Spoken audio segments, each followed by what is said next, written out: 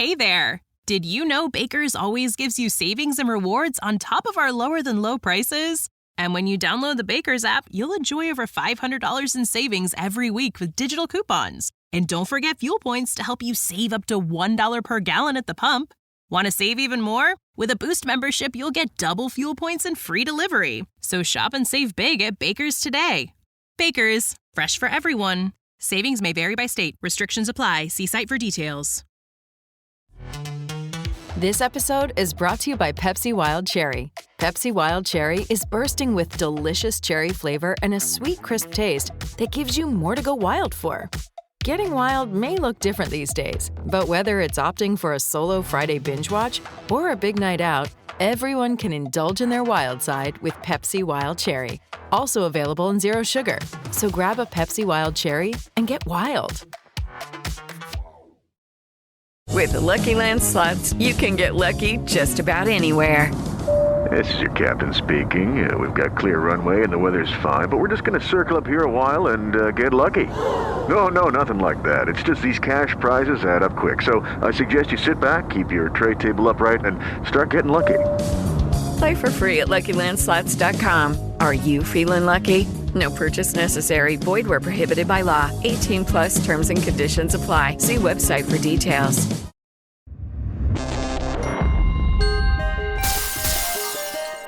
On this edition of the World of Martial Arts podcast, now that the dust has settled, we're looking back at UFC 257. So without further ado, here's Kurt, Nathan, and first up Mick. The hot topic of the week is, even if you weren't interested in MMA, Conor McGregor, Dustin Poirier, second time they've met up. First time they met up, it was an absolute shellacking. Dustin didn't even get out of the gate. Second time round now, everyone thought Conor was going to come back in. I have to admit, I was calling Dustin all the way, boys, but I didn't think it was going to be so soon. Nathan, should we talk about the fight first, and then we'll talk about what next for the McGregor hype machine? Yeah, let's do it. So what did you think of Dustin's performance? Unbelievable. The greatest tactics I've seen since the second fight with Diaz, where I reckon they should have given the win to John Kavanagh and not Conor McGregor, because it was tactics that won that fight. You know, Conor just went through the playbook, you know what I mean? Yeah, it was exactly what you needed to do. Conor's pretty much been found out now, you know, when he was a big man in a small man division and he was able to make weight as a younger man, then great, because he was an absolute beast. But now, you know, unfortunately, that is a stacked division with some serious killers in it anyway. And people have found out that, Conor was able to get away with intimidation for a long time, I think. He got into a lot of people's heads because he was Conor McGregor, you know what I mean? It's like going up against Michael Jordan, you know? But yeah, Dustin played it perfectly. The only way that you're going to get it is you have to take the power away from Conor McGregor. And, you know, one thing we know about all martial arts is, man, you get your power from that ground. And I don't mean in ley lines or anything like that. If any of you hipsters are listening, I'm actually just by generating power from your legs. And what he did was he just put it straight on him. And, man, that calf kick that, you know, when they used to throw in a tie kick and you could check it, great. But, like, it's the uncheckable kick. You know, between that and the old dumb tech that we do in Jeet Kune Do, you know, the stopping side kick as they're coming in, the sort of thing that, you know, John Jones was doing a lot of and Anderson Silva back in the day. But that calf kick that these guys are throwing in now, it's doing savage damage. And it's exactly what you need to do, because Conor wouldn't be able to wrestle. He wouldn't be able to, he'd be okay to box. But once you took that power generation away from him, he was done. So I thought it was the greatest tactics ever, especially when you consider how the first fight went. Oh, I agree with so much of that. The loss of the intimidation factor verbally and physically is a big thing.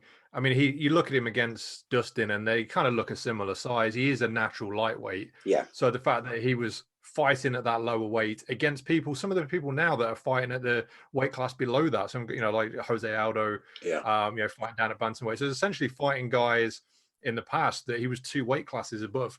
So he didn't have that chance to bully them physically. And he seemed in the interviews leading up, he was being a lot more mature and not, you know, using the intimidation factors he was, you know, previously. So he came in. It was a very, very strange fight. I mean, I don't know if you noticed at the start of the fight, the ref actually starts the fight with Conor standing in the middle of the cage. Yeah. He comes out, he backs him off, then he comes back out, and he's actually stood right in the center when the fight is started, which, you know, he should have moved him back and warned him and not allowed him to do that, because he clearly wanted to come out fast. But the Dustin's tactics in this, he did everything right. Conor seems to bring out the best sometimes. Like when he fought Khabib, that was Khabib's best performance at that time. Yeah. And this is Dustin's best performance. And Dustin used the wrestling, used the low kicks, his boxing was better. I think one of the surprising things was that Conor just didn't like fighting a southpaw. He was getting hit with those low kicks, hit with a check hook. He didn't like the way the circling was going. Everything, he really didn't seem prepared for somebody fighting in the same stance as him, which was just shocking, really. He was using a lot of the same tactics he would against an orthodox fighter. But yeah, Dustin did the job, and it's difficult now for Conor. I mean, everyone knows Conor's weaknesses. You know, they know the cardio, they know the wrestling problems. You know, they know. To be honest, I don't know. It's bad to say, but his survival instincts are pretty bad. When things are going wrong, like, I don't want to call him a quitter, but he does give up.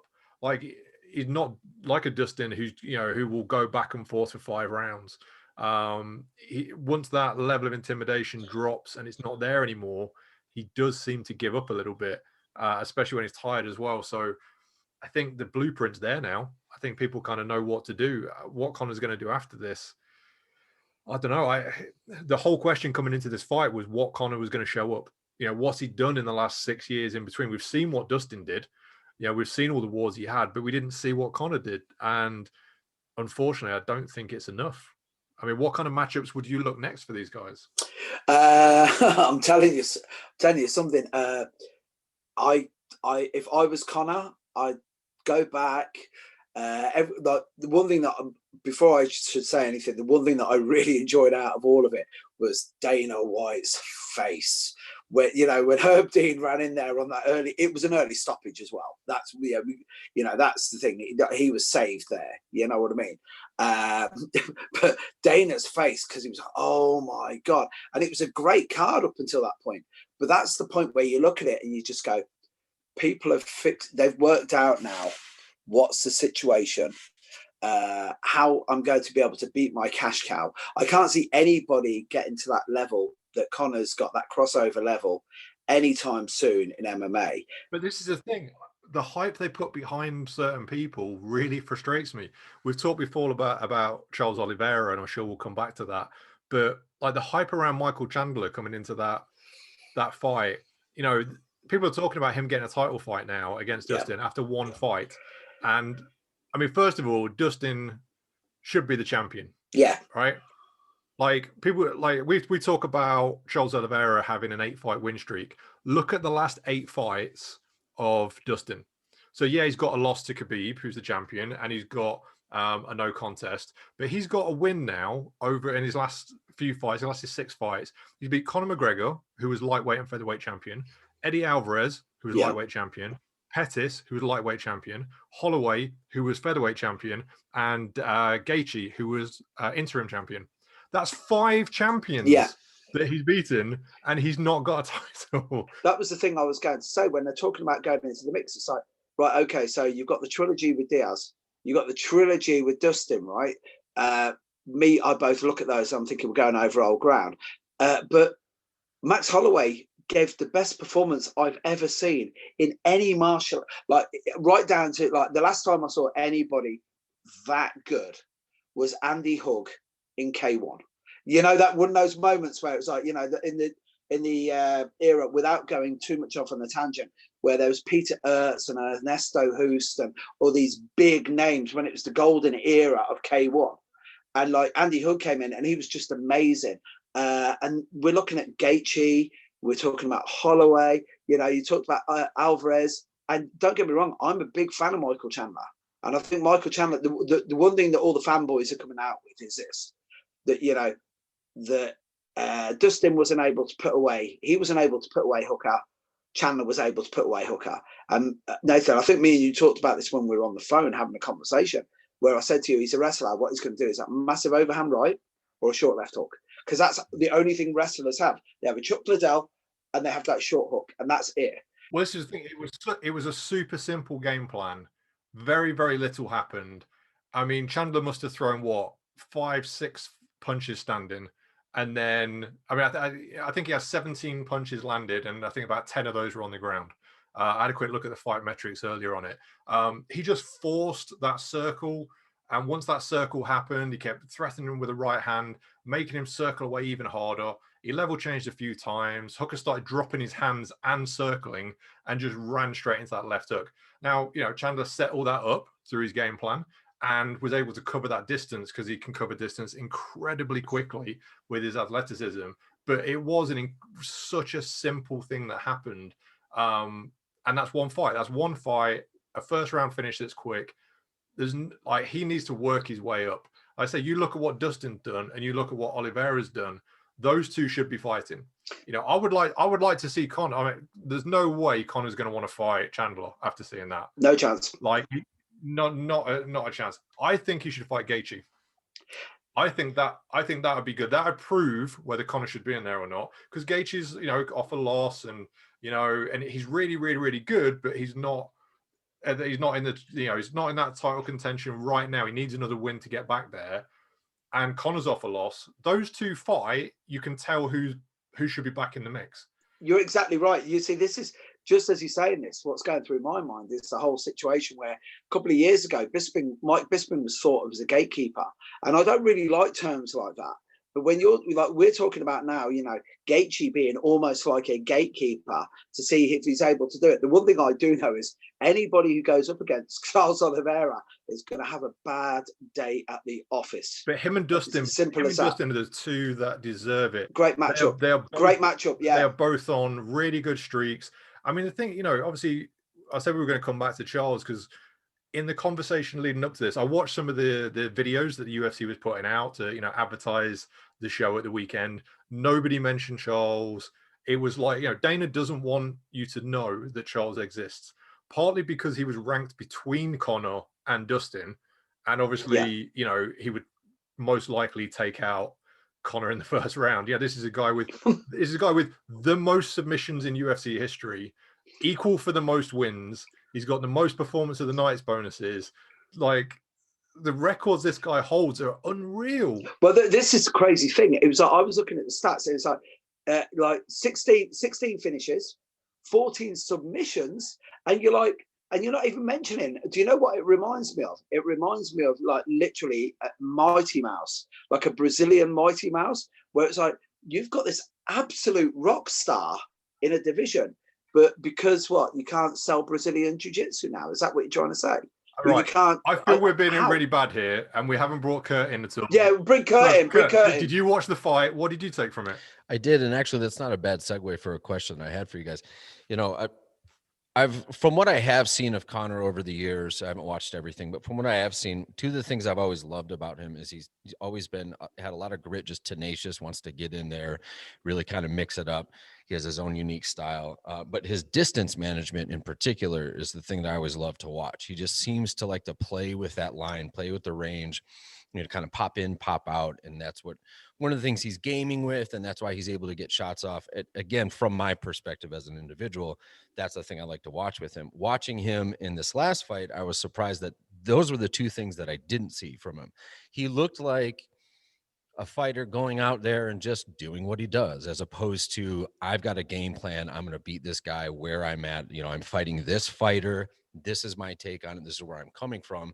He looked more like I'm doing what I do, which is how any of us might approach it. And it seems surprising to me at a guy at that level. That's how it looked. Like he was just, you kind of referenced it before, like he seemed put off or off his game by fighting another southpaw. You know, like, had you not considered that? Obviously you had, but it seemed to be lacking in some of those areas. Yeah, there was definitely, there did seem to be a narrowing of his focus. Like, you know, we know generally he's not going to be taking people down and going for the submissions and these kind of things and mixing that up. Right. So he's going to strike at every range. He's going to be throwing those kicks. He's going to be throwing the hand. He's going to be getting in there. Yes. Creative angles. He's coming in all these different places. It looked like he was just going to box. That's it. Right. That's all he was going to do. And that's what I mean. It was sort of more straightforward and less, not creative, but more creative in the way of like if you're a musician, there's one thing between, you know, jamming out or playing the next song and going, I'm just going to kind of play my hits at this show today. It's entertaining. Okay. But it's what we know you do. Is there anything new that you've got? Conor so often, you know, the shoulder bump thing that he kept doing, which is great to watch. I love shoulder bumps. I thought the clinch fighting in that fight was actually really entertaining to watch. But they're just, you know, there's something he had that was new before, and it seemed like watching a sequel to a movie. Like, well, then let's double and triple down on the thing that worked before. Like, well, no, you got to do the thing that works for this guy. The thing that I've noticed from Charles is he just seems to go right into the belly of the beast, right? He's just kind of blazing right into the middle of the fight, right down the center. Again, with limited exposure that I have from the reviewing and from different highlights and things that I've done, he seems like he just busts right through that center, gets in there. He's willing to jump knee his way through anything, clash, you know, like two, you know, deer or something. They're locking horns, and he just gets in there, and it's there's a lot of grit, a lot of resolve and determination. My question for you guys is, we've seen over the last 20, 25 years of the evolution of the UFC, where in the beginning it was like, hey, if you don't have some grappling, you're not going to make it. Hey, if you don't have some Thai boxing, you're not going to make it. And so the broad strokes were the topic. So you got to make sure you check these boxes. You got some striking, you got some kicking, kick defense, you've got some takedown and takedown defense, you got some ground game. Now, as things have gone on, there's some people are better at some parts than others, but everybody knows that. We've all gotten the memo. You got to check those boxes. What do you guys think today in 2021? What are the now smaller details that you have to have, like distance management, like a good rhythm?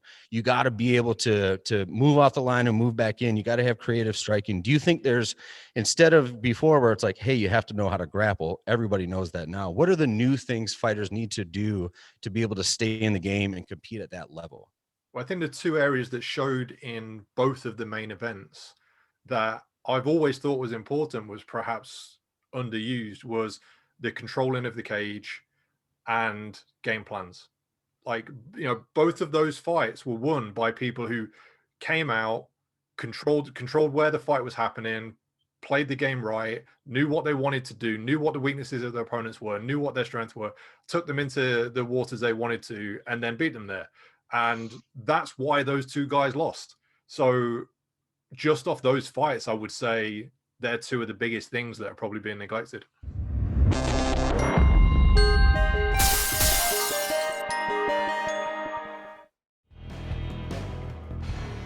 So much at the beginning of the UFC, or it's in its original incarnation, being style versus style. And when I was talking about what are the things that are important now, two of the things that you guys just touched on is really individual versus individual, you know, your game and your skill set versus the other individual skill set, which is, I mean, in my experience, a very Jeet Kune Do perspective on it's about individualizing your art, as opposed to Muay Thai versus BJJ, or, you know, the boxer versus the ninjutsu guy, or whatever kind of thing, Mortal Kombat setup they had in the beginning. It organically evolved into, because it had to, this person versus that person. That's how we're going to win. Nathan, do you have any perspective on how that trajectory, like, have you observed that? And do you think that was an organic thing? Do you think that was the promotion trying to make it more about the individuals? Or do you think it's inevitable that on a long enough timeline, martial artistry has to evolve into an individual expression versus just this cultural structure that you're plugging yourself into? Geez, what a deep question. Obviously the evolution of that sport, I don't know how you could maybe see parallels between that and other stuff. Once business gets in and once organizations get in, it does change things. Like, because one thing I always think about is I see the evolution of MMA, and then I think, well, what kind of similar stuff has there been not that long ago? And it's the full contact karate into full contact karate into kickboxing. But then kickboxing became something with 100 world titles and split up, and it never really took off in the way that, you know, you would think it would. I mean, you see, of course, you see competitions like K1, which, you know, both the karate, kind of the full contact karate influence, and also, you know, Thai and lots of things as well. Don't forget, John Cusack can say anything called kickboxing the sport of the future. So he does. It had legs. It had legs, and they got kicked out. Well, yeah, he took it up, and then he trained with Benny the Jet, didn't he, for a long while? But I thought it would have been. It should have. But I think, organizations come in and they all try and set up competitive titles and have their own little fiefdoms, and it all kind of gets split up. One of the things about MMA is that it's pretty much right now, it's a monoculture with the UFC, and that's it. If you look at the top fighters, they're all there. So the evolution is happening within one framework. So it's much clearer and it's got much more direction. I think if there were 10, 20, 100 equal-sized organizations, things wouldn't quite have moved on in the way that they have, because the best guys wouldn't be fighting each other. They'll be split up. They'll be fighting for their own little titles and stuff. Yeah, so there maybe would have been more side projects or fights that happened over here, over there, that would have changed that group versus this group. That's interesting. Mick, what about you? Do you have a take on that? Well, the thing is, first of all, when it comes to person versus person, back in the day, it was simple. If you were a boxer, Art Jimmerson jumped into the cage with a glove on one hand and he tapped out from shoulder pressure, as I recall. If you're doing everything and you're just working from the waist up, why would you defend a double leg or a single leg takedown? So the holes are glaringly huge. Well, that's the thing. I don't think that was one of the first leaps. The holes weren't glaring because you wouldn't understand what the other person was trying to do. You wouldn't understand their art. That first jump comes where you go, oh no, I know what their game plan is, so I'm going to adjust and learn some stuff like a sprawl or something for me. But I mean, you watch those first fights and people have no idea what the other person is doing to them. Like like the jiu-jitsu guys don't understand the boxing at all. They don't understand like why the person's feinting and throwing a jab and moving this way and got their stance. They have no idea. They're just trying to impose their style on top of theirs. And then gradually, as people start countering each other, even by accident, you start going, oh, now actually I need to understand what they're doing. That first leap is basically came to what we're doing now. Yeah, well, and that means it's not just mixed martial arts as a practice or as a sport that's evolved martial art, because as much as we've seen it in the last 25 years evolve, I mean, it's been abrupt and apparent. But it's actually access to fight footage. It's the fact that these are being filmed and everyone else is watching everyone else's game and going, oh God, I got to do that. I got to prepare for that. I got to look out for that. It's the access to the digital representation. You hear Bruce Lee stories of him watching footage of Muhammad Ali in reverse in his basement and having every single motion memorized. One of the reasons that he was so ahead of his time. But now that's just a standard. We got YouTube. Anybody can review footage, where before it was kind of a special thing if you could get it. Well, you're exactly right. It was like, as Nathan said, it was a case of ignorance was bliss, because they didn't realize that there were glaring holes. But they didn't want to know. The boxers didn't but the boxers weren't coming in going, I'm really interested in jiu-jitsu. The jiu-jitsu guys weren't coming in going, I'm really interested in Muay Thai. It was like, no, I want to show my art is better. And so I don't want to learn your stuff because I want to show my stuff is better than yours. Yeah, but Nathan, James Toney versus Randy, that was only really recent if you think about it. James Toney still thought he had a chance when he jumped in there first. That it's now, as the game's evolved, the holes that can be taken advantage of are getting smaller and smaller, and nobody's got a big game anymore. The one thing though, we did mention was because it's all in that one. Yeah, the UFC basically run MMA. I don't care what anyone else says, right? And Dana White actually knows this, because I do you remember when the Affliction League? Do you remember when Affliction were going to it was Affliction Fighting, and they were going to have their own organization? And when somebody asked Dana what he thought about it, he said, do you really think that the NBA are worried if Reebok start a basketball league? And I was like, the guy's got that's a real point. So guys who make T-shirts are now going to go into this business. I don't think so. One of the things that stuck with me a long time ago when the UFC started taking over all the other organizations is there was a video thing following around Dana, and it took him into his office and he had a gravestone up on his desk. And it had like the names of like Pride FC, Elite FC, all these different organizations that he'd bought and then gotten rid of and folded into his. Yeah, Vince McMahon, man. That's like Vince McMahon when he bought WCW. And you're like, why didn't you just run it as another business and have like the money from both sets of fans? I couldn't work it out. But yeah, I'll tell you something there. At the moment, the UFC, I can't understand why Dana would be upset Yeah, his face was like ashen when he saw that Conor had lost. And I'm thinking, last week you had Max Holloway versus Cato, which one of the best fights I ever saw. Like, the Chandler Hooker fight was a great fight. You know, the Conor McGregor fight was a great fight. You know, I really think instead of trying to build it around personalities and looking for the odd casual, because it's almost like they're trying to mop up any fans that aren't really watching it, where they've got that many people now watching it. I think it's, you know, they should just be like the NFL, where it's like, no, we'll just put the game on now. Well, there's a bit of curse of Dana's spotlight. I remember there was a period where he was doing one of the UFC video games, and it had on the front cover, and it was like, you know, Conor, and he lost, and it had like Ronda Rousey, and she got knocked out, and he's like, anyone that he's like, oh, they've got a meteoric rise, and I like the way they look. I'm like, that's probably not the two things. I mean, that's marketable, but that's probably not the two things to pick for longevity of somebody staying there. Is that they've gone really quickly, maybe jumped some of the guys in the top 10, and you like the way they look. Yeah, you put them on the front of UFC. There's a pretty good chance. I have to admit, they never put Khabib on it like that, because, you know, Khabib's got great crossover.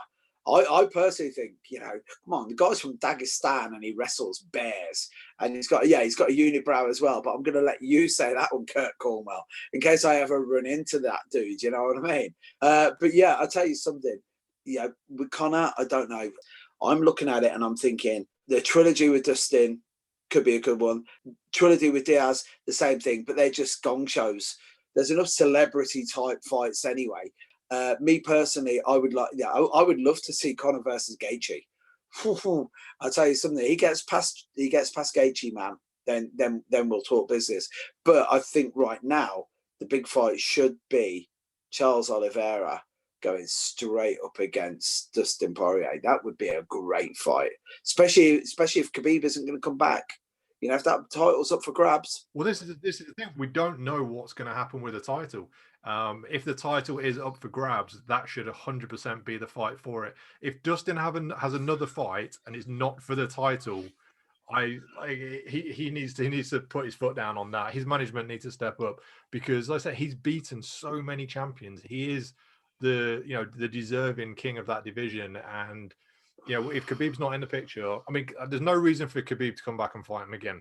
You know, although it was a great performance, I don't think he showed enough for Khabib to be interested to come back. I think Khabib's probably going to vacate, you know, and then the fight that makes sense is Charles versus Dustin, but it has to be for the title. And Chandler shouldn't get a look in because he needs more fights. He's only been in there for 2 minutes, literally. That's it for this episode, but we'll be back soon with another covering all things martial arts from all over the world. If you've enjoyed the show, please share it with someone you think will enjoy it too. Thanks to the Woma gang, namely Kurt, Mick, Nathan, Will, and myself, Ant. If you need to get in touch, you can email us at support@woma.tv.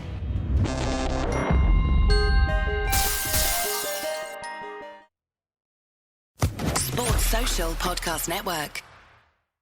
Lucky Land Casino, asking people, what's the weirdest place you've gotten lucky? Lucky? In line at the deli, I guess? Aha, in my dentist's office.